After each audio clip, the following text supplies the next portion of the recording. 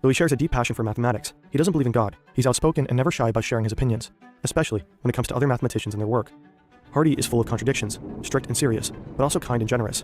He claims not to care about untalented students, yet he never lets any of them fail. There are plenty of things Hardy reportedly hates, the English climate, watches, and politicians among them. But he also has his loves, cats, crossword puzzles, and most of all, cricket. He doesn't just enjoy the sport, he adores it. He plays it, watches it, and studies it, along with its champions. At times, he's even seen running around the Fellows Garden at Trinity, cricket bat in hand, frantically searching for his gloves just before a match begins. And of course, Hardy is a gifted mathematician, widely regarded as one of the most influential British mathematicians of the 20th century. His work plays a key role in shaping modern mathematics. Ramanujan's letter arrives in 1913. Hardy would later call it the most remarkable letter he ever received. The first sentences are brutally honest. Dear sir, I beg to introduce myself to you as a clerk in the accounts department of the Port Trust office at Madras on a salary of only £20 per annum. I am now about 23 years of age. I have had no university education. Ramanujan writes that he's been doing mathematics in his spare time, and he doesn't shy away from being called a genius either. I have not trodden through the conventional regular course, which is followed in a university course, but I am striking out a new path for myself. I've made a special investigation of divergence series in general, and the results I get are termed by the local mathematicians as startling. To catch Hardy's attention, Ramanujan refers to a paper Hardy had published. In it, Hardy referred to a decades-old prime number theorem. He had asserted that a specific term's precise order has not been determined. In the letter, Ramanujan disagrees, and he even provides a solution.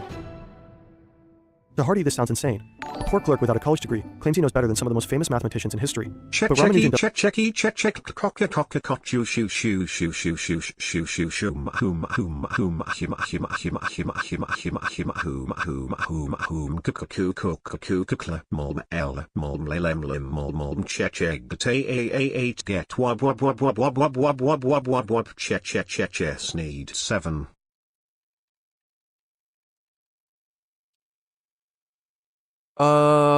Very wise words, Sneed. So wise, I don't think anybody will be able to understand, aside from Jordan Peterson, who will ask, what do you mean by check, and what do you mean by and what do you mean by mlem, and what do you mean by wub wub? Thanks for the donation, though, Sneed. Doesn't stop there. He's attached at least 9 pages filled with equations, hoping they might be published. And, of course, he wants Hardy's feedback. Hardy studies the pages, neatly arranged equations, laid out in the style of Carr's book. But the content is unlike anything he's ever seen. The numbers and symbols are familiar, but their arrangement feels alien, as if they came from another world. Some of the equations are crisp and clear, but seem outright impossible, like the one where Ramanujan claims that rather than infinity, the sum of all natural numbers can be written as minus 1/12. A statement that surprisingly turns out to be true, although not in the way we usually add numbers. Instead, it relies on highly advanced number theory. In Ramanujan's notes, there Son Goku 20 tells us this guy is Clavicular's friend. What do you think about his take on roids? Oh, that guy. I fucking hate TikTok, dude. Oh my god, I fucking hate TikTok. I know about this dude. He's insane. He literally beats his own face with a hammer because he thinks it will make his jaw look more masculine. He's fucking nuts. Why being natural is bad. The topic in this video is antagonistic pleiotropy. This term is used to describe a gene that is advantageous in early life and disadvantageous in later life, or vice versa. How this relates to being natural or enhanced is that most gene variants only provide an advantage either early or late in life, not both. For example, longevity gene. That is not really true of most genes. I don't know how he figures that's true of most genes. That's certainly true of some genes, or maybe a lot of genes, but I don't know how he figures that's true of most genes. There's also that, like, what do you call it?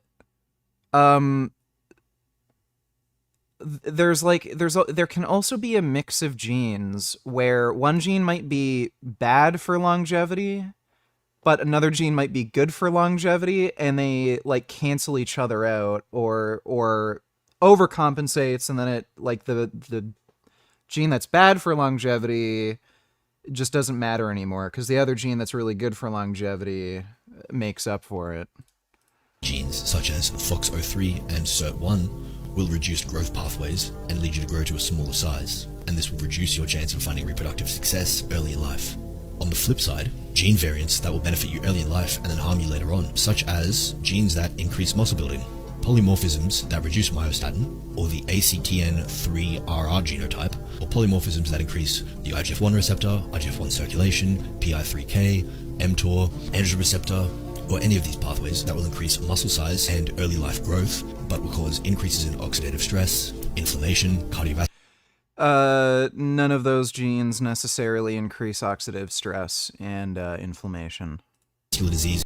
And again, inflammation and oxidative stress is not a significant risk factor in cardiovascular disease. They're more influential in type 2 diabetes and cancer, but cardiovascular disease, that basically does nothing. But again, those genes he mentioned, they don't necessarily influence inflammation or oxidation. Cancer risk and all age-related disease later in life.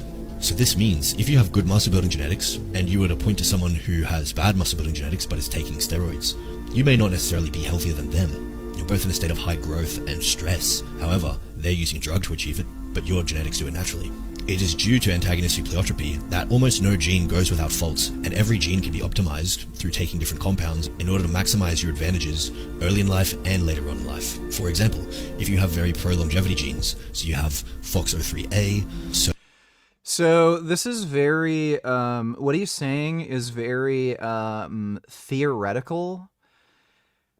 In rats, yeah, things like IGF-1 and all this crap that he's talking about, it affects their longevity. In humans, it doesn't do fucking jack shit. What seems to be the case in human beings, the genes that are most relevant for longevity seem to be genes that control cholesterol. So if you can just avoid heart disease, that seems to be the most important thing. And other than that, I'm not even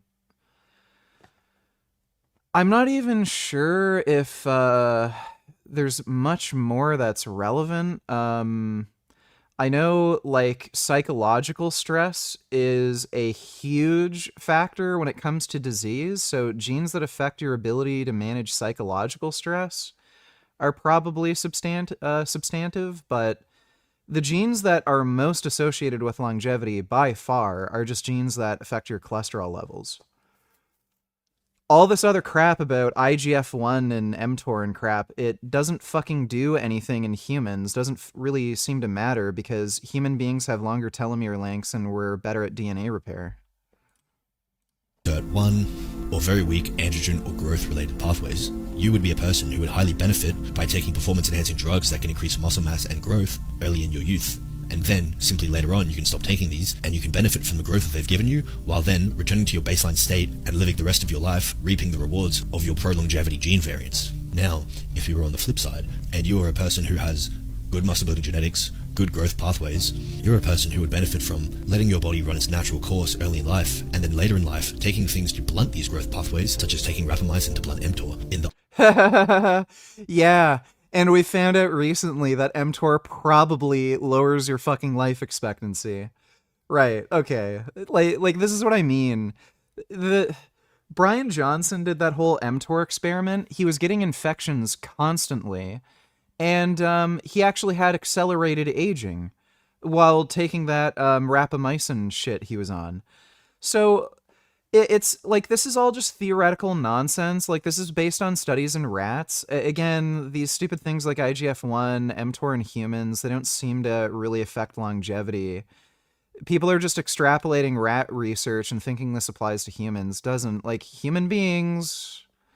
we have longer telomere lengths, we have better DNA repair, we just live fucking longer. These things don't seem to affect us as much. The ITP, rapamycin, has been shown to increase lifespan more robustly than any other compound. And this is due to its ability to slow down growth pathway related aging, which is very important, especially later in life. If you're a person who just lets its genes take its natural course, then if you have longevity genes, your chance of reproduction will be very low. And if you're a person with pro-growth, anti-longevity genes, you will likely age faster and die younger. Not optimizing your entire life for these genes is not a good idea. If you well, you want to guess this guy has not gotten a comprehensive genetic test that will tell him shit about any of this, and he just wanted to take steroids because he wanted to look yacked? So, no, nothing he's saying makes any sense. That's all bullshit. Thanks for, Sophistic bitch reacted to the video and gave her brain dead response to it. Why being natural is bad. Being natural is good. Genes such as FOXO3 and SERT1 I wouldn't say being natural is good. It's neither good or bad, just depends. will reduce growth pathways and lead you to grow to a small size. SERT1 may suppress muscle growth after injuries through inhibiting muscle regeneration pathways, but SERT1 plays a robust and positive role in promoting overload-induced muscle hypertrophy, the kind of muscle growth you experience after lifting. Yeah, so I do concede this is true. SERT1 does actually have some positive effects on growth. However, it also has nowhere near as strong of a link to longevity as FOXO3A, so we can just rule it out for now.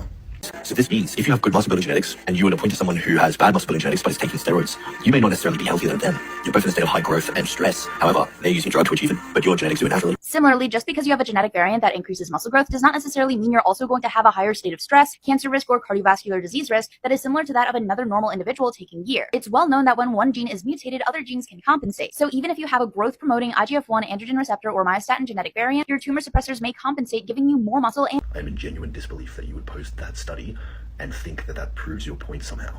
This is coming from the person who called me a Dunning-Kruger. So let's go over the issues here. First off, these are studies done on mutant animals who have either had a gene knocked out completely or knocked down, and then a compensatory gene in the same class has upregulated. For example, that would be like knocking out a longevity gene, and then a longevity gene slightly upregulates somewhere else. That is not what's happening here. We're not talking about weird knockout or knockdown mutations. We are talking about a strong growth pathway gene, and you're talking about the opposite type of gene, a pro-longevity gene, being upregulated as a result. There is absolutely zero scientific evidence to support this. and more longevity. Finally, I just wanted to correct him on this. Athletic actin and 3 are— I'm gonna have to— And then proves your point somehow. This is I'm gonna have to listen to that again. Coming from the person who called me a Dunning-Kruger. So let's go over the issues here. First off, these are studies done on mutant animals who have either had a gene knocked out completely or knocked down, and then a compensatory gene in the same class has upregulated. For example, that would be like knocking out a longevity gene, and then a longevity gene slightly upregulates somewhere else. That is not what's happening here. We're not talking about weird knockout or knockdown mutations. We are talking about a strong growth pathway gene, and you're talking about the opposite type of gene, a pro-longevity gene, being upregulated as a result.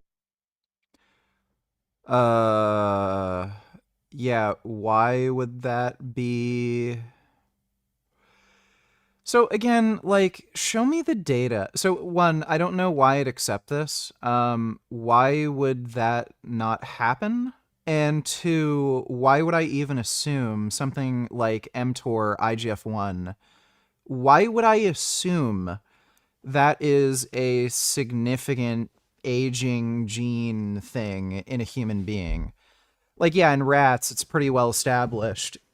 You know, rapamycin, if you have elevated IGF-1 or rapamycin, the rats will age faster. In humans, does it really significantly affect lifespan? I don't know if there's any research that actually shows there's a major difference in humans with these gene variants. There is absolutely zero scientific evidence to... And like, by the way, if you have, if you're more prone to having muscle mass, that can actually promote more longevity. If you have more muscle mass, you may be more resistant to certain diseases. Like if you get, what is it? Like pneumonia, you're probably more likely to survive things like viral pneumonia when your immune system like goes to shit later in life. You just have more body weight. You have a stronger constitution. You may actually be less prone to getting certain cancers, but maybe more prone to getting others. Falls in old age, like you may be more resistant to like breaking your fucking hip when you're older. And again, falls in old age kill people. So like, it's hard to say if these things are necessarily bad, period. It's so all of this is just, again, mental masturbation, dork study bullshit on rats and extrapolating it into humans. Like, show me the human research. I don't really fucking care otherwise. Support this. And more longevity. Finally, I just wanted to correct him on this. Athletic actin and 3R genotypes do not directly modulate IGF-1 and testosterone. They simply increase your fast-twitch muscle fibers. So No, I will correct you here and tell you that there is nothing to correct. Because if you hear what I said, I clearly said ACTN3R are genotype, and then talked about IGF-1 and androgen receptors separately. Genes that increase muscle building, polymorphisms that reduce myostatin, or the ACTN3RR genotype, or polymorphisms that increase the IGF-1 receptor, IGF-1 circulation, D3K, and/or estrogen receptor. Oh, she probably misheard him. Yeah. Or any of these pathways that will increase muscle size and early life growth. Anyone with basic comprehension skills would listen to that. She probably just misheard him. He kind of talks a little funny, so I don't know. Like, I'll give her the benefit of the doubt. She might have just not heard that, you know, syllable or something. And obviously understand that I don't think ACTN3RR genotype has anything to do with IGF-1 or androgen receptors. The athletic actinin-3R genotype will not directly harm your longevity. It will simply improve your performance in the gym and the hypertrophic potential of your muscles during activities like weightlifting. The ACTN3RR genotype does have negative longevity effects. It has negative effects on cardiovascular and metabolic outcomes, and it is underrepresented in centenarian studies, which also indicates that it's an anti-longevity gene. It is obviously expected that it will not be as... You have to be a little careful when you're making some of these assumptions. So... they're like, especially I've talked about this before.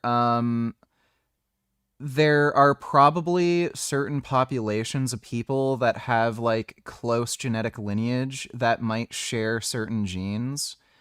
And some of those genes might be very pro longevity, but because they're like in a more close-knit genetic circle, they might not have gotten some other genes that are beneficial for like athleticism. But those genes that are beneficial for athleticism aren't necessarily harmful to longevity. It's just that those people who are centenarians, they just happen to not have those athleticism genes, and the people with the athleticism genes just didn't happen to get some of those longevity genes from, like, you know, other people. Again, like, this isn't great evidence. Absence of these genes in centenarians isn't necessarily an indication, or a lower presence of these like genes in centenarians. It's not necessarily indicative that these genes are bad for longevity. Anti-longevity as some of the other genes, because it is only affecting one mechanism of growth, which is muscle growth. This is not all we care about. We care about growth of the entire body. You have very pro-longevity genes, so very weak androgen or growth-related pathways. You would be a person who would highly benefit by taking performance-enhancing drugs that can increase muscle mass and growth early in your youth. So as I previously discussed, antagonistic pleiotropy does not very simply apply to these complex genetic variant situations, but even if you did somehow determine that you had really great longevity genetics and really poor muscle building genetics, taking gear early in life will still increase your risk for cancers and cardiovascular diseases later in life, even if you stop taking gear later in life. Obviously. Situations, but as I previously discussed, antagonistic pleiotropy does not very simply apply to these complex genetic variant situations, but even if you did somehow determine that you had really great longevity genetics and really poor muscle building genetics, taking gear early in life will still increase your risk for cancers and cardiovascular diseases later in life, even if... I don't think that's even true. I think Menno Henselman covered some research on this. Apparently, people who do steroids early in life and then stop later, they don't have any increased risk of health issues. If you stop taking gear later in life. Obviously. This is because cancers and cardiovascular diseases are both diseases that rely on the accumulation of various cancer-causing mutations and the accumulation of cardiovascular damage over time. So even if you stop taking gear and you only take it early on in life, it is likely the damage is already done. So how did you miss the whole point of the video? The whole point is to speed up the aging at the start of your life and slow it down at the end. Slow it down past baseline, that is. So you're still aging the same amount, but on an S-curve rather than linearly, so that you actually benefit highly from the part that you're speeding up growth, because that's when you're developing, and then you slow it down to maintain and slow down cancer progression, cardiovascular disease below baseline of what a natural could. It's interesting that you cut off before we got to rapamycin. I'm sure you've seen the ITP studies on rapamycin and seen that it increases lifespan even when taken late in life, which is... Again, there's no evidence rapamycin extends life expectancy in humans. Obviously proof that even when you have existing cancer cell mutations, cardiovascular issues, slowing down growth further will increase lifespan. And that is the period of your life where you no longer need a lot of growth. So this video didn't really address anything. All you addressed was SERT1, which is fair enough. That is one of the low-hanging fruits of all the genes I mentioned. And then you completely misunderstood my position. Yeah, oh my god, I hate TikTok. TikTok sucks. Yeah, fuck TikTok. All this fucking shit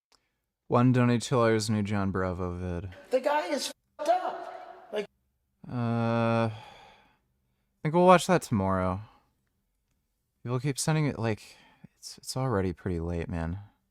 I'll watch that tomorrow. Thanks for the donation one. Rigorous, step-by-step documentation showing how Ramanujan arrived at his formulas. Hardy makes it crystal clear. Without proper proof, the value of his work can't be properly judged. But Ramanujan never truly learned how to provide proof. His favorite book, a collection of formulas, rarely provided any, and the Indian education system at the time didn't emphasize that either. Still, Hardy's letter is full of encouragement. He writes that he's deeply impressed Ramanujan developed all of this without a college education, and that his work could in fact be published. If you can produce satisfactory demonstration, I should be very glad to do what I can to secure it. Hardy wants Ramanujan here, in England. When Ramanujan learns of the invitation, his mind starts to race. But he can't go, not because of his failed exams or missing degrees, but because of his faith. As a Brahmin Hindu, Ramanujan isn't allowed to cross the sea. For him and his family, these rules matter deeply. If a devout Hindu like Ramanujan were to travel to England, he could be expelled from his caste. He might no longer be welcome in the homes of his friends and family, or even be allowed to enter a temple again. For now, Ramanujan is tied to India. Still, with Hardy, there is finally someone who listens to him, someone who takes him seriously. His letters move him deeply. When he replies, he doesn't hold back his joy. I have found a friend in you. Ramanujan knows that he's smart. What I want at this stage is for eminent professors like you to recognize that there is some worth in me. Hardy and Ramanujan exchange letters for months. Ramanujan tries to include proofs for some of his theorems, but they're often incomplete. Hardy remains determined to bring him to Cambridge, to nurture his talent, and to finally talk in person about his extraordinary formulas. But there's only one person with the power to let Ramanujan go. His mother has always been a central figure in his life. She's more than a parent, she's a friend. They enjoy each other's company. They understand each other.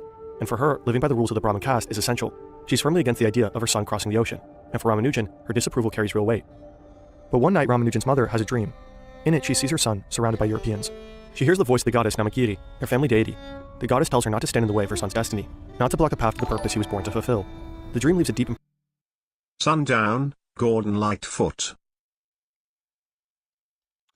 I don't know what that means. Is that a song?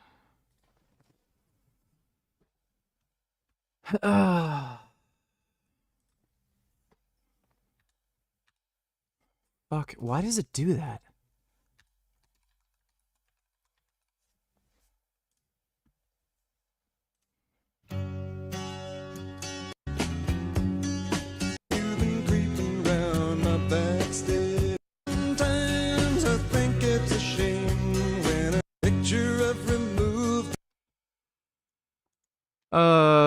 It's fine. That's just fine. It's not exactly my thing, but I wouldn't mind listening to it while just like driving or something. Thanks for the donation, NFT News. Impression on Ramanujan's mother. To her, it's a clear sign, a message she can't ignore. She listens to the goddess and gives Ramanujan her blessing to sail to Europe. Meanwhile, Hardy and his colleagues do everything in their power to secure him a scholarship. Somehow, they persuade Madras University to support him. They provide him with funding for a 2-year stay in Cambridge. Nothing's stopping Ramanujan now. He can finally go where the greatest minds in mathematics are. On March 17, 1914, the 26-year-old boards a ship to Europe, with Western clothes. But his new life in England will be nothing like he imagined. Eventually, this foreign country will break him. When Ramanujan arrives in London, he's overwhelmed. Nearly 5 million people live here, 10 times more than in Madras. The city is fast, loud, and vastly different from Ramanujan's quiet life in South India. In the early days, one of Hardy's colleagues looks after Ramanujan. He even lets him stay in his home. Later, Ramanujan moves to Whale Court in Cambridge, just 5 minutes away from Hardy. In this unfamiliar world, Ramanujan faces new challenges. He now eats with knives and forks, something he finds awful. Hard metallic things penetrating the mouth, he says, and he struggles to remember the English names of the people he meets. Still, those early days have their joys.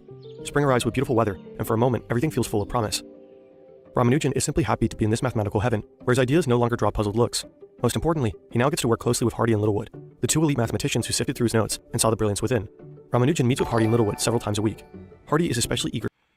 Dodo, donate $2. I'm not a single issue voter. I'm not going to vote for Republications just because moderate Dems are being slimy and weaselly on the Gaza Strip issue. I think it's not just a single issue, dude.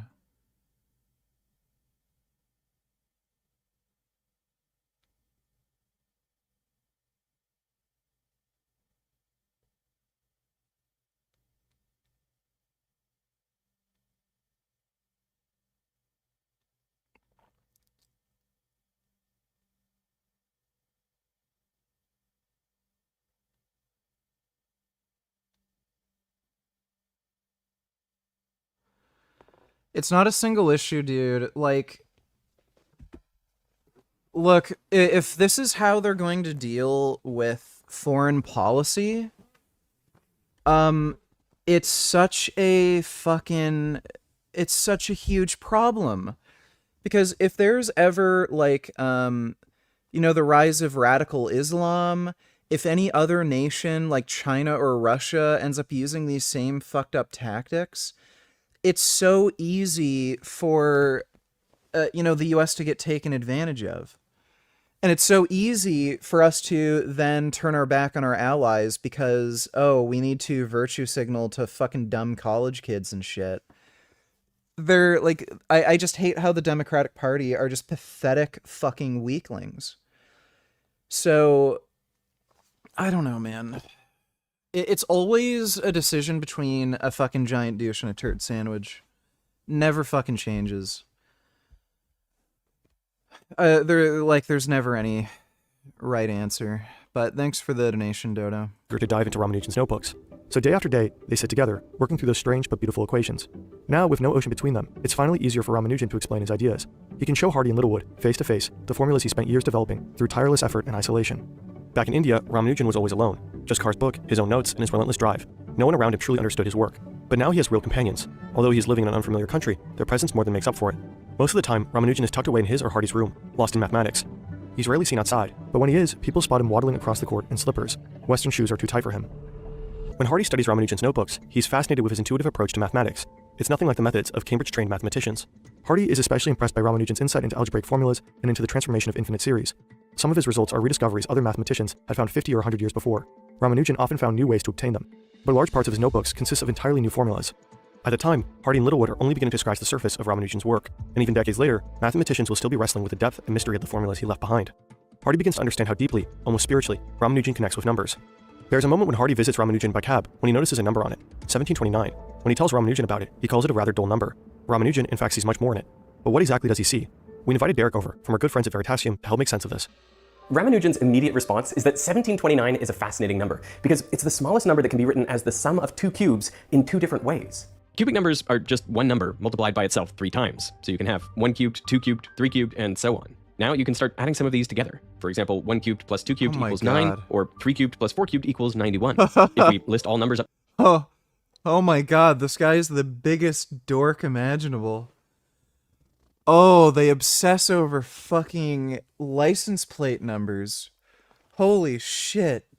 to 100, what you find is that most numbers can't be written as the sum of two cubes at all. And even if you can only write it in one unique way. The same is true for all numbers up to 500, 1,000, or even 1,500. But that changes at 1729. This is the smallest number that can be written as 1 cubed plus 12 cubed and as 9 cubed plus 10 cubed. Ramanujan already knew about this number, and he recognized it as soon as Hardy mentioned his taxi. In fact, mathematicians named these taxicab numbers after that very conversation. But Ramanujan's incredible grasp of numbers can perhaps be best seen with what he did with pi. Pi is the ratio of a circle's circumference to its diameter, but what makes it special is that it has an infinite number of non-repeating digits. For centuries, mathematicians worked on finding better and better ways to write down pi. In the 17th century, the famous German mathematician Gottfried Leibniz wrote down the following formula. His formula uses an infinite sum over n. We can start approximating this by taking the expression and replacing n with 0. Next, we add another term, but now we set n equal to 1. And if you keep doing this, you get closer and closer to the true value. If we broke it down and rearranged to find pi, the result would look something like this. Theoretically, if we repeated this process all the way from 0 to infinity, the answer would be exactly pi. But of course, writing down an infinite number of terms is impossible. We have to stop somewhere, and that means our answer will just be an approximation. The more terms we add, the better the estimate. We can see this on a graph. For each additional term, the result of the Leibniz formula bounces around, but it slowly gets closer and closer to pi. Using this method, after adding the first 10 terms, we have an answer of 3.0418. Well, that's not very good. How about 1,000 terms? Now we get 3.1405.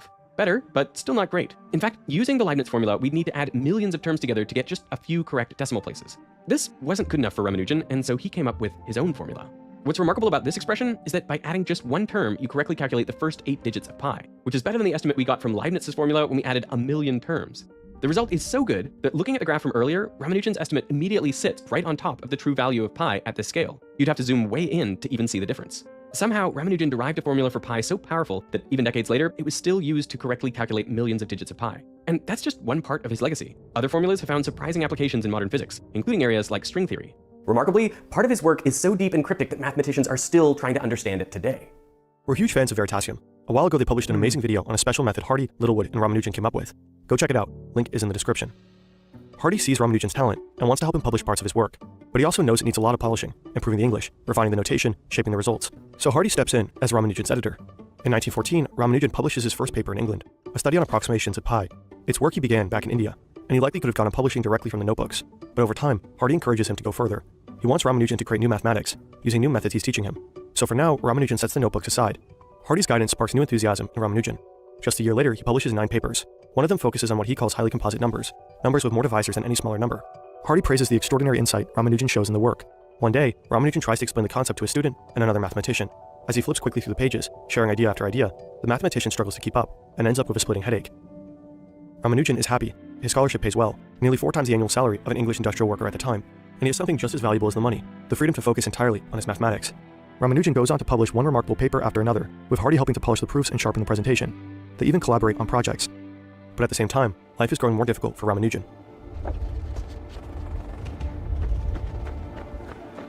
Ramanujan is in England at one of the worst possible times. In 1914, World War I breaks out. It marks the beginning of a dark chapter for Europe, and for England. Ramanujan feels the impact as most students head off to war. Many won't return. Even Littlewood, with whom Ramanujan had grown close, leaves to contribute to the war effort. In the years that follow, Ramanujan becomes increasingly isolated. He withdraws, rarely leaves his room, and often works through the night. On top of that, the English climate is harsh, especially for someone from South India, where it's never cold. One cold winter's day, in 1914, a student visits Ramanujan in his room at Trinity College, where he's now living. The room is freezing, and Ramanujan sits close to the fire. He tells his visitor it's been so cold, he's had to sleep in his overcoat, wrapped in a scarf. Concerned, the student checks to see if Ramanujan has enough blankets. He finds them neatly folded and tucked away in the bed. And then it hits him. Ramanujan doesn't know how to use them. When the student shows him how, Ramanujan is deeply grateful. The war makes it harder for Ramanujan to follow. Really? There's no chance. Okay, this guy has to be stupid. He's just really good at math. There's no way. So if his brain can figure wearing coat on my body keeps me warm, a layer of clothing, how did his brain not figure out wearing a blanket on top of that would keep him warmer? So he's one of these idiots who, like, can't tie his shoes, but he's, like, really good at, like, fucking math. That's weird. Follow his caste rules around food. Before leaving India, he had promised his mother to stick to them, only vegetarian meals, prepared and eaten in the presence of Brahmins. So Ramanujan mostly cooks for himself, simple things like rice, yogurt, and fruit. But as the war drags on, ingredients become scarce, prices increase. Eventually, he survives on little more than rice with salt and lemon juice. Without proper nutrition, his health begins to deteriorate. Through these difficult years, Ramanujan's relationship with Hardy becomes his anchor. Hardy turns into the best friend Ramanujan ever had, and seeing his immense potential, Hardy pushes him, hard. He wants Ramanujan to go further, to reach the full limits of his genius. Ramanujan in turn becomes addicted to Hardy's praise. He wants to live up to it, to prove himself worthy. But that pressure only deepens the strain. Unlike back home, there's no one here to remind him to rest, no one to cook while he works, no one to comfort him as his isolation and suffering grow. His passion for mathematics, and even his bond with Hardy, can't fill those gaps. By 1917, Ramanujan becomes seriously ill. It's never clear what exactly he suffered from. Some say tuberculosis, others suspect it's an intestinal disease. Probably the missing nutrients were taking their toll. When Hardy learns of this, he writes a letter to the university in Madras, stating that Ramanujan is suffering from an incurable disease. Ramanujan is sent to a nursing home, but even while sick, he isn't an easy patient. He stays picky about food, constantly complains about his aching body, and doesn't believe in medicine. He probably had a vitamin B deficiency. What a fucking idiot. This guy is, like, legitimately fucking stupid. Hardy admits, it is very difficult to get him to take proper care of himself. Over the next 2 years, Ramanujan sees multiple doctors and spends time in at least 4 different hospitals and sanatoriums. During this time, letters from his family... Yeah, like, he's actually stupid, and his brain, like, compensated for his stupidity by, like, just making him good at math. And even from his wife, become fewer and farther between. The silence weighs on him, and he becomes more and more depressed, until one day he simply can't take it anymore. Ramanujan stands alone on the platform of a London Underground station. A train approaches, and Ramanujan throws himself onto the tracks. A guard sees what's happening. He rushes over and pulls the emergency switch. The train screeches and comes to a halt just a few feet in front of Ramanujan. He can't even kill himself good. Like, this idiot can't even figure out that, okay, you wait for the train to get near you, then you jump in front of the train. Like, he literally is like, oh, train come, I'll get down on the platform early so I don't miss the train running over me. Like, This guy is stupid. He's only good at math. Policemen drag him out of the station. At the time, attempted suicide is considered a crime in England. Ramanujan is arrested and brought to Scotland Yard. Hardy gets called to the police station, and he uses all his charm and academic status to assure the policeman this person is no criminal, but an absolute genius. So they decide to let him go. The officer in charge later admits that they didn't want to ruin his life. Ramanujan returns to another nursing home. Then, in February 1918, he receives a telegram from Hardy, with news so unexpected, he can hardly believe it. Ramanujan has been elected a Fellow of the Royal Society, one of the youngest in history. It's among the highest honors in science, reserved for those with truly exceptional insight. Past fellows include names like Isaac Newton and Charles Darwin. Ramanujan is thrilled. He writes back to Hardy, saying his words aren't enough to express his gratitude. But Ramanujan is still seriously ill, now undergoing treatment for tuberculosis. He suffers from high fevers and unexplained pain. While still in the nursing home, Ramanujan receives news from Madras. He's been offered a fellowship, £250 a year. It means he could return home to India and even come back to England occasionally for research. By now, Ramanujan has likely had enough of Europe. He accepts the offer and leaves Hardy in Cambridge behind, a place that gave him so much, but also left deep scars. Ramanujan arrives in Bombay. His mother is there to welcome him. Back in Madras, Ramanujan finally reunites with his wife. She'd been 13 when he left. Now she is 18. When the secretary of the Indian Mathematical Society sees Ramanujan in Madras, he is shocked. He looks awful, he lost weight, and his character changed. He isn't cheerful and affectionate anymore, but depressed and cold. Doctors advise Ramanujan to move somewhere cooler to support his recovery, so he relocates to a town near his birthplace, and later returns to the place where he spent most of his youth, Kumbakonam. This time, his wife is with him. Doctors visit him, examine him, treat him, but his health continues to decline. Through it all, he never stopped doing math. In January 1920, Ramanujan writes to Hardy one last time. He shares what he calls a new invention, Mach theta functions, and includes examples. These functions are extraordinary, mysterious, and for decades, no one will fully understand them. They would become his final legacy. By that time, Ramanujan is just skin and bones. The pain is constant and intense. His wife tends to him, placing hot towels on his legs and chest, trying to ease the suffering. Even then, 4 days before his death, he still writes about math. All I can tell you is that day and night he worked on sums. He didn't do anything else. He wasn't interested in anything else, just sums. He wouldn't His wife seems annoying. stop work even to eat. We had to make rice balls for him and place them in the palm of his hand. Isn't that extraordinary? On April 26, 1920, Ramanujan falls unconscious. His wife sits by his side, gently trying to feed him diluted milk. By mid-morning, he passes. He's just 32 years old. For him, in this universe, maths was everything. On his deathbed, he told me that his name would live for 100 years. Well, that's a little bit of a retarded story. And informative in nature. Do not contact any straight through your buttocks. The sad reality is that just doesn't happen in their existence. So building muscle was the obvious solution, as it was for me too. It's a terrible disease. We've all seen them on the playground, at the store, walking on the streets. They creep us out and make us feel sick to our stomachs. I'm talking, of course, about ginger kids. Oh, sick! Gross! Josh starts out his journey as a under-muscled kid. He basically looks like he's never really trained much before, and then has a pretty impressive journey on his way. Kid Boo, donate $2. I watched, now you have to. You didn't give me a link, but thanks for the donation, Kid Boo. No, I'm not natty anymore. Way to build more muscle. Now, this journey only started on Instagram about 4 months ago, so we're not talking much time under the belt here. This is also a very stark reality for us to realize. You see so many kids hopping on this Azul as early as humanly possible. We're talking about somebody who looks like they never even trained before, didn't perfect a diet, didn't perfect a training regime, and then just hopped on the pharmaceutical. This is a fucking terrible idea for many different reasons. As somebody who's taking a little bit of pharmacology, it exceptionally widens the margin of error, so you have maybe a 40% margin where you can do tons. Kid Boo, donate $2. Let me see. Yeah, this guy is getting fatter and fatter.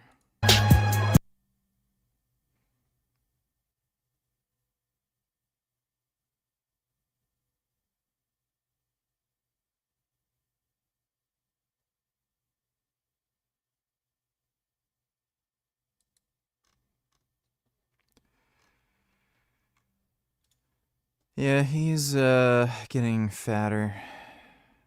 Hopefully he chokes on one of those chicken wings one day. Fucking dumbass. I hate that guy. Thanks for the donation, Kid Boo.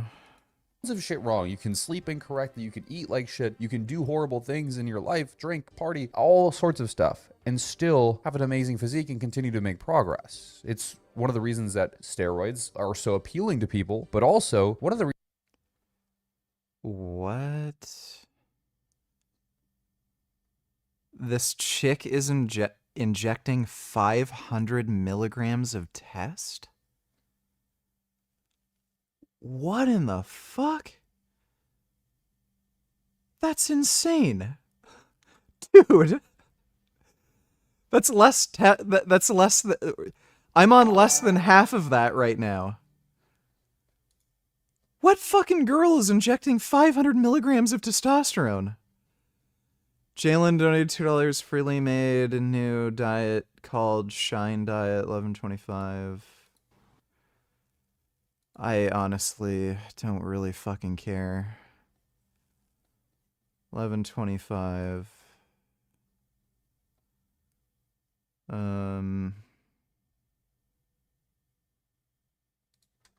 That's why starch-based meals leave you looking for dessert or caffeine, while sucrose-rich fruits satisfy fully on their own. Whether it's from ripe fruit or fruit with added refined sugar, sun crystals match our physiology. Starch never will.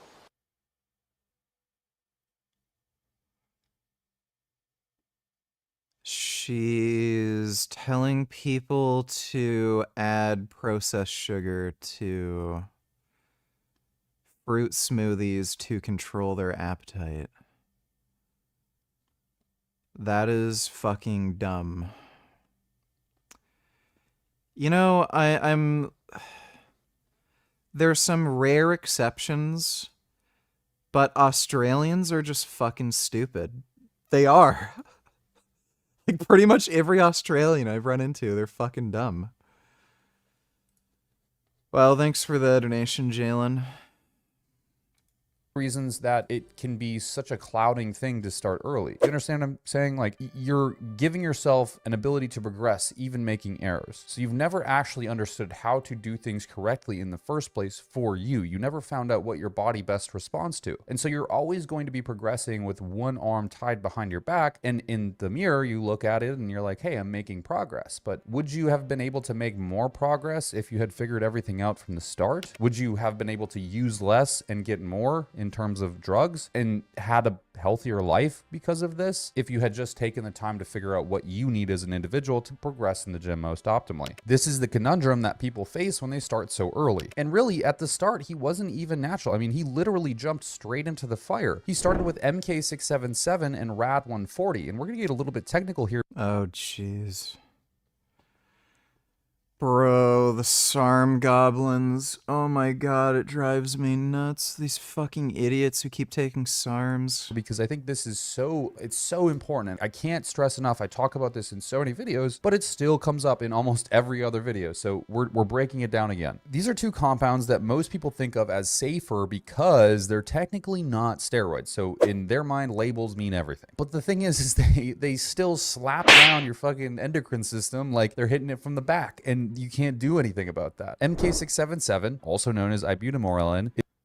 Calum James, I'm Australian. Well, my condolences. Is a growth hormone secretagogue. That means it basically tells your body to release more of its own natural growth hormone by mimicking another hormone called ghrelin. Yeah, the hunger hormone, right? The thing that makes you feel hungry and your stomach churn. That's why a lot of people who take it say they feel like a garbage disposal, literally after a few days. Mechanistically speaking, what happens is when it binds to the ghrelin receptor in the hypothalamus and pituitary, it causes a sustained release of growth hormone, and subsequently that growth hormone converts into IGF-1, and so in theory you'd get better sleep, deeper sleep, more protein synthesis, and maybe a little bit of joint benefits, right? But that's if your diet and training is on point and you have a massive amount of discipline. Otherwise, all you're getting is a fat kid with a high hemoglobin A1C, a ton of water retention, and likely depression that you don't look anything like you did, just 11 pounds, and it wasn't muscle. It was water retention and fat mass, and that was it. Now, if you would counter this point and think, okay, what could I take that isn't an experimental compound that has been approved in humans and provenly worked for, I don't know, almost 5 decades, 6 decades, more than that, 7 decades now? Growth hormone? Like actually just growth hormone? Cheaper, easier, more effective? Safety profile, exceptionally. Growth hormone definitely isn't cheaper. I know there are people who are getting really cheap growth hormone, but who knows? These other things like MK677 in all likelihood are cheaper, but they suck. high. Like, this is the thought process I go down, and I don't understand how people lead themselves down this process. No, I'm not concerned with heart hypertrophy on HGH test. Like, it's possible, but it's mostly genetic. Process. And now RAD140 test alone is just a whole different animal. RAD140 is a SARM. It's called a selective androgen receptor modulator. And it sounds fancy, and the claim is that essentially it's going to give you steroid-like muscle growth and be very selective in its effects to just skeletal muscle and bone mass, right? Bone mineral density. Spoiler though, that's fucking bullshit. It never worked out, and that's why it's not approved for humans. It failed. Kid Boot on Tillers, your evil ass gonna love this. I can't show that on stream. But yeah. That's a good good deer. Or goat. I know, that's a deer. That dude's stupid for letting a wild animal get near his kid. Like, no shit, it's gonna do that. Thanks for the donation though, Kid Boo.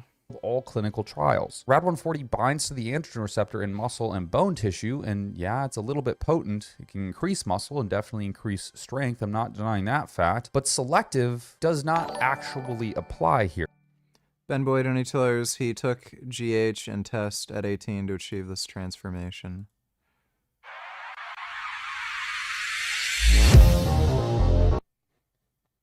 That's literally him?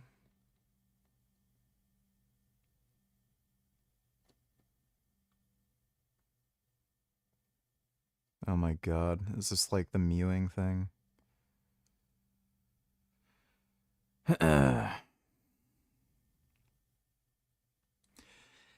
This dude has like claimed a bunch of shit he's done has changed his face so much. He just got older.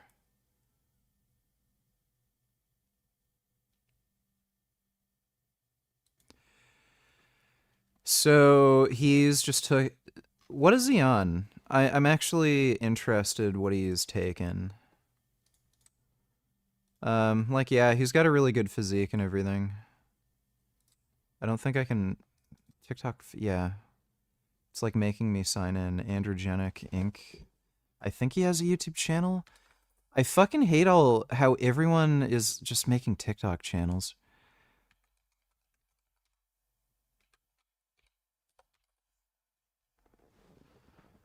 Clavicular androgenic.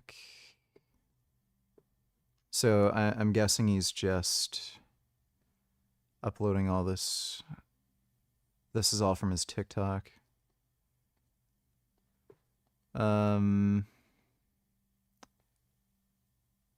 Does he talk about any of the drugs he takes?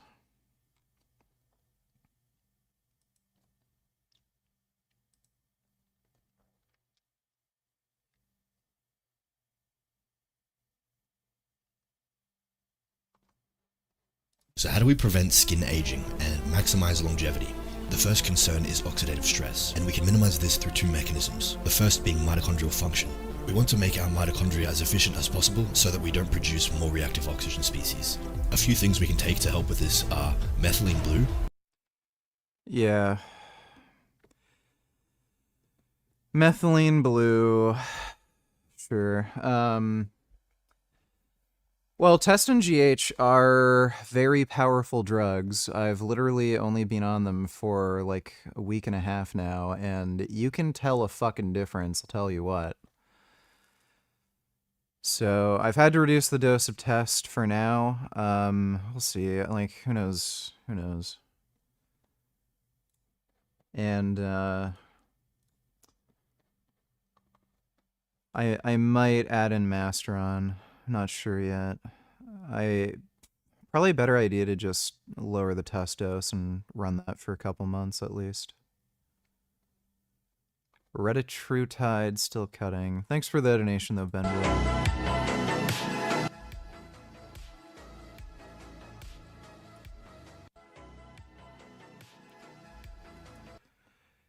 Yeah, like, retatrutide does make it easy to diet, or easier.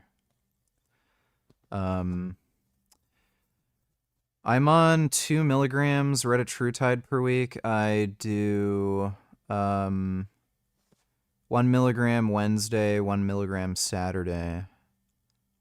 And I don't see it doesn't create a huge difference in appetite. My appetite is already pretty suppressed to begin with after doing those antipsychotic meds. But it does make a difference. Like, I notice it a little bit.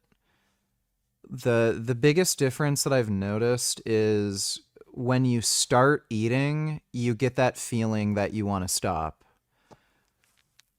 So it just makes it easier, like where if you have a day where you're a bit hungrier or something, as soon as you start eating, you immediately kind of get that feeling that you want to stop. It doesn't stop you from eating completely. It doesn't make it like impossible to eat, which is good.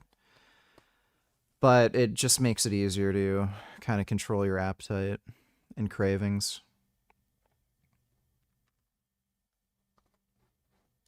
Alcohol consumption.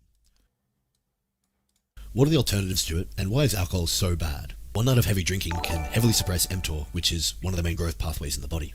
Alcohol increases AMPK and decreases mTORC1 in skeletal muscle, completely tanking protein synthesis for up to 24 to 36 hours. You think you're recovering after going to the gym, having a bit of protein and having a night out? Not happening. Now, testosterone and estrogen. Alcohol raises aromatase, so more of your testosterone is being converted into estrogen. Over time, this will downregulate your hypothalamus and make you produce less testosterone. Your liver oxidizes alcohol before anything else. This means slower fat metabolism and less IGF-1. And over time, this can lead to fibrosis, cirrhosis, and even 2 to 3 drinks a week raises the liver markers ALT and GGT significantly, which are important biomarkers to see liver stress. Now look, I get it. People know most of the downsides of alcohol and they still want to drink to, get rid of their social filter. But you don't have to poison yourself to do that. Alcohol's main mechanism of action is being a positive allosteric modulator of GABA-A. When GABA receptors are agonized, they cause a reduction in anxiety. So this is the main pathway through which alcohol removes your social filter. Now, I am not a doctor, and the following drugs I am not recommending for you to take. However, I will outline their mechanisms and how they compare to alcohol. Firstly, pregabalin. This is a gabapentinoid, and its main mechanism of action is binding to the alpha-2 delta subunit of the voltage-gated calcium channels. This decreases glutamate, which is an excitatory neurotransmitter, and increases GABAergic tone. Essentially, the result will be a similar reduction in anxiety. The next drug, baclofen. This drug works by agonizing GABA-B, which is similar to GABA-A in function, though I would say it's not quite as anxiolytic. However, it does still produce a significant reduction in anxiety. Pregabalin is slightly more stimulatory for most people, and baclofen is slightly more sedating for most people. The combination of the two does provide a similar effect to alcohol. Even more alternatives. Memantine is an... How about just not doing any of this? What a weird idea for a video. Ben Boyd on Chillers, you can look up his Instagram.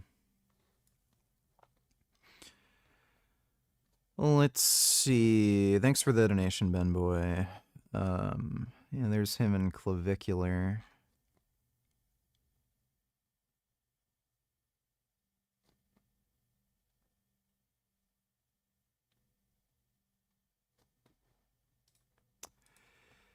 He's 6'5", 16.5-inch arms. I'm surprised his arms are that small. I don't know if he really trains them or whatever.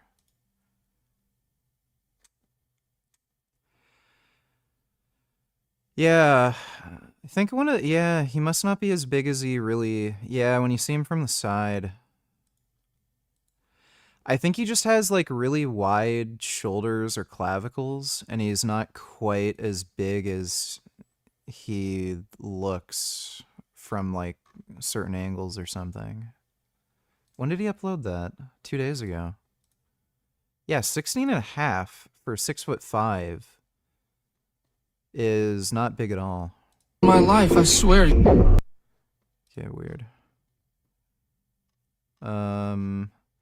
Does he go over his like drug use anywhere, or do I have to look at his stupid fucking TikTok videos? I know I'm not going to be able to find shit on Instagram because Instagram has like the gayest fucking whatchamacall terms of service. Yeah, I literally uploaded a physique update of myself just simply stating I've been on steroids, and they took my Instagram post down saying I violated TOS. It's really weird. All right, well, he's a bit of a weirdo. Him and Clav are weirdos. I think he might be slightly less of a weirdo than Clav. Like, he's really weird. He's a bit of a weirdo, but, you know, whatever. I guess we're all weird. Like, I like to sniff butts. I guess he likes to do surgeries, and I think he smashes himself in the face. I think he smashes himself in the face, too. But we're all on steroids, so, you know, it is what it is. Thanks for the donation, though, Ben Boy.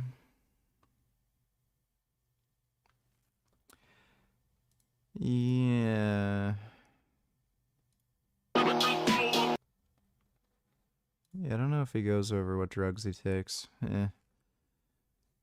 Here. It suppresses your natural testosterone, which it was not supposed to do in theory. It crashes LH and FSH, luteinizing hormone and follicle stimulating hormone, and you'd still need a PCT after using it, pushing people to then just get on testosterone after it anyways, so it's just a gateway drug. And worst of all, there's no long-term safety data on this at all. There's none. In fact, there's more acute danger data than there, like literally hepatic failure, steatosis, all of the bad. Ginger Warrior here didn't just dip his toes in, he fucking cannonballed into the deep end with an inch of water. But to be should have been his first cycle, actually, compared to the Rad 140 and such. But we're going to touch on this. 4 months into the cycle, it looks like he's aged several years, looking ripe for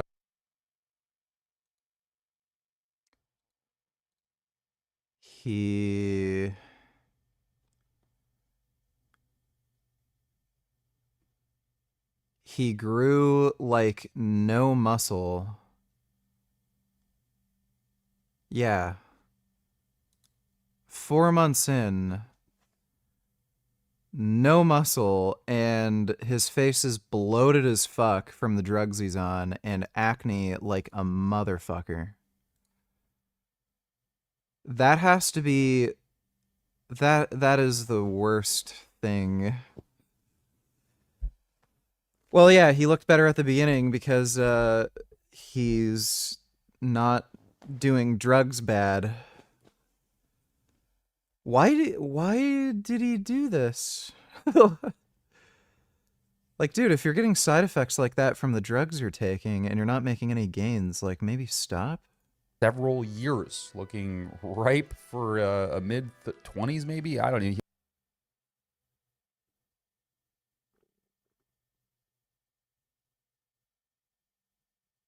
He basically didn't grow, like, at all. And he has ridiculous amounts of water retention in his face. And horrible acne. Approaching 30. Furthermore, he has cystic acne all over his body. His face is swollen from the amount of cystic acne he has around his eyes, which is crazy. His arms, I mean, everything. And it's developed in such a short time frame. Like, it is terrifying to think about this happening to anybody. We're going to touch on mechanism. There's a KTM free ride EXC for sale by me for the cheapest I've seen, 4,500. What model year? And that's the electric, right?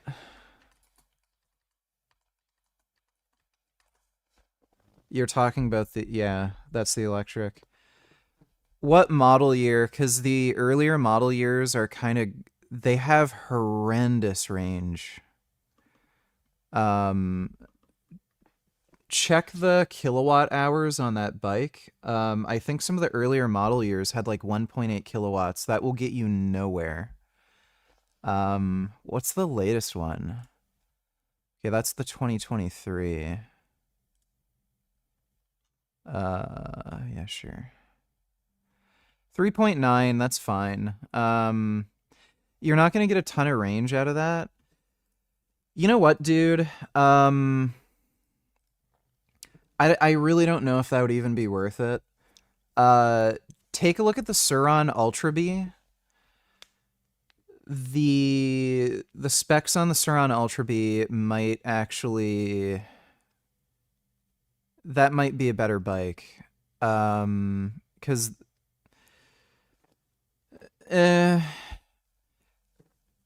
I think the Ultra B has a higher battery capacity. The suspension components aren't as good, but you can upgrade it. And I'm pretty sure in USD,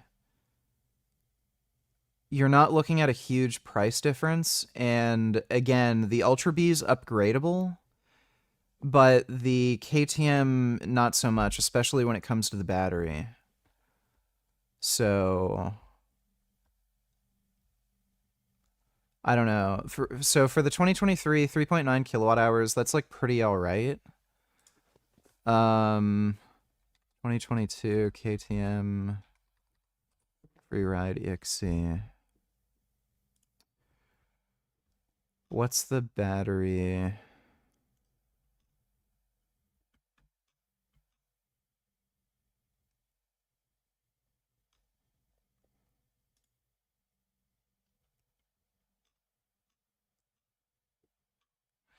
KTM got the bailout, right? So they're not going under.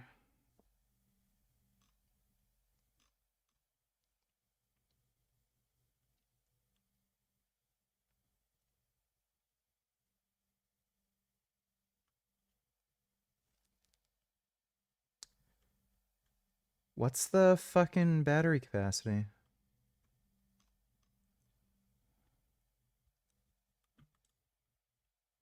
Fuck's sakes. Yeah, oh, okay, 3.9. Yeah, that's not very good. 3.9 kilowatt hours. I would just look at the Sur-Ron Ultra B and maybe consider getting the Sur-Ron Ultra B rather than the KTM, because the Ultra B has a much bigger battery capacity than the 2022 Freeride.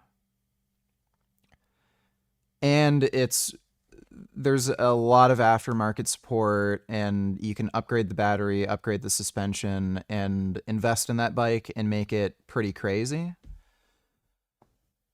Found one used Ultra B by me, but also 2019 Alt MX electric dirt bike. Well, Alta's out of business. I wouldn't bother getting that, because if the battery goes to shit or you fuck the thing up really bad, like, it's done. So the Ultra B, probably a better choice than the 2022 KTM Freeride. And why this happens and how you might be able to prevent it. But first, I want to let Josh explain himself, because he does go through what he was doing and why. Right, so I'm just making this video to explain the last video I posted, which ended up getting over 600,000 views. Many people messaging me, a lot of people hating. So as you all know, I was running a cycle of testosterone, right? Started on 300. So this is just me explaining what actually happened. So I started on 300. Does taking multiple compounds together have a synergistic effect? If you mean steroids, no. Taking testosterone and growth hormone does, but other steroids, no.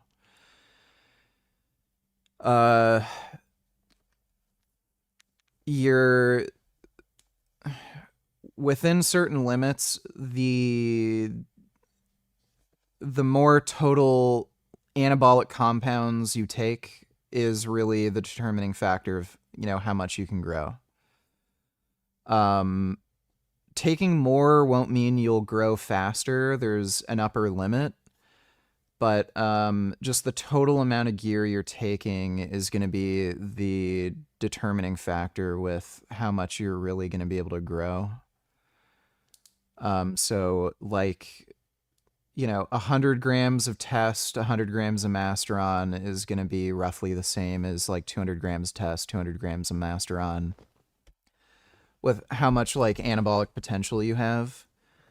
But test and growth hormone do work synergistically to promote more growth. I felt really good, no acne, I was getting little bits here and there, but everything was healing fine. And then, I was like, okay, let's go 600. So we ran 600 tests with 150 NPP per week. Wow. Why? Latent. So, as you all know, I was running a cycle of testosterone, right? Started on 300. So it's just me.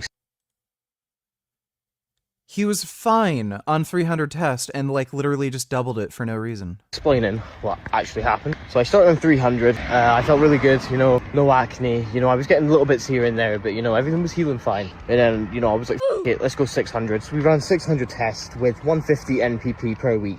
So this is nothing to do with my coach at all. My coach was amazing throughout the whole process. It's more the fact to do with me. So I wanted more of everything, wanted to be bigger, faster, and thought, F it, steroids would do that, and it really didn't. I was inconsistent. My diet was horrible. My intake of food was horrible. My just overall health downhill for about a month or two. Inconsistent with pinning. Everything just went all downhill. So that's why acne, you know, kind of flared up really, really bad. For anyone who is still messaging me, this guy's dumb. You know, a bit of advice. Everyone's been messaging me advice. I've got Greg Doucette, which I have something to tell you. Shh. You ready? Fortune awaits you in the amount of 7,617,777,777,777,777,777,777,777 on the 7th of July 1977. The ninth planet has foretold this. Alright, well, I'm looking forward to that. Thanks for the donation, Fortune Seller. which is, I think that's how you pronounce his name. He messaged me. He followed me as well, which is pretty crazy. So I don't mind blowing up over a bit of hate, you know. Everyone's gonna hate. But there's images up here. That's how I'm looking just now. You know, I'm looking a lot bigger, looking a lot fuller. My diet is back up to scratch. He said literally it and added the test results, and almost any time that you do this, it does not equal that. It never does. This obviously resulted, as he said, in mental side effects. He started to fuck off with his diet. He stopped consistently.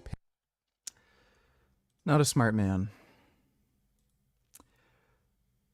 Well, it has become very late, but I'm gonna try to just stream earlier tomorrow or later today. Maybe do like an afternoon stream if I can. And we'll play some games.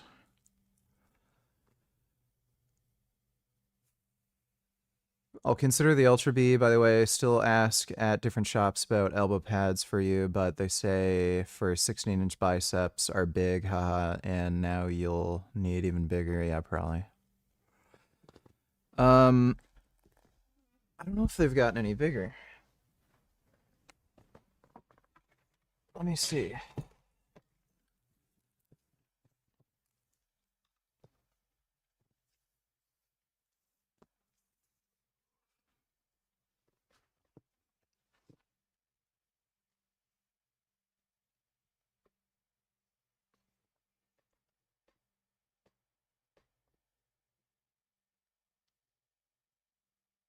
Actually, slightly bigger.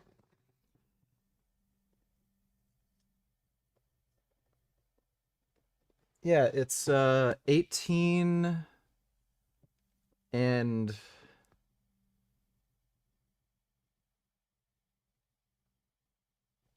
18 and 1/8 inches are stupid. Yeah, it's just over 18. It's like the first little dash over 18. Slightly bigger. Well, anyway, I am going to head to bed. This took longer than I thought it would. But hope you all had fun. Big thanks again to everyone who donated. And I'll see you all tomorrow, and we'll try playing some more games tomorrow. But nighty-night, everybody.